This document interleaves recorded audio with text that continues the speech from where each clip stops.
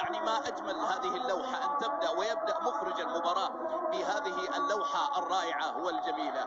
مشاهدينا الكرام، محبينا في كل مكان، طاب مساؤكم، أهلا ومرحبا بكم.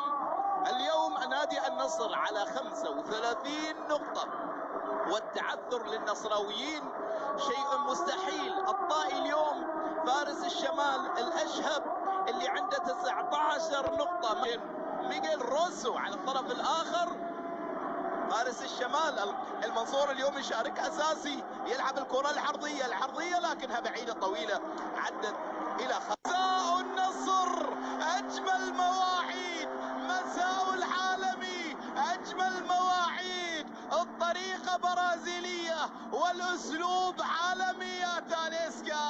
تاليسكا أيقونة الفرح، تاليسكا يكتب المجد الجميل مع فارس نجد، يكتب المجد مع فارس نجد. الله على اللمسة وعلى التفاهم وعلى النقلة، الله يا غنام، الله على تاليسكا. واحدة ثنتين ثلاثة، واحدة من أجمل الأهداف، واحدة من أجمل اللمسات عند الهداف تاليسكا. أيقونة الفرح يا تاليسكا، أيقونة الفرح يا تاليسكا.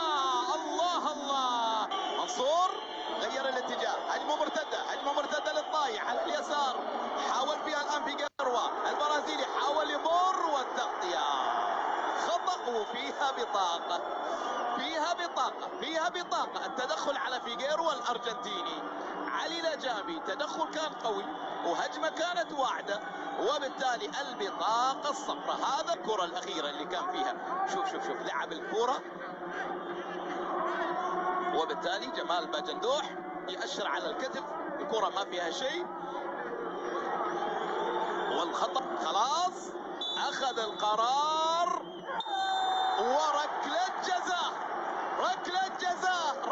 جزاء البرتغالي أرتور دياز أخذ القرار بركلة جزاء بلمسة يد على إلا إذا كان للشاب بدر العنزي حارس المرمى الشاب أمام بيتي مارتينيز. ركلة جزاء، بيتي جول.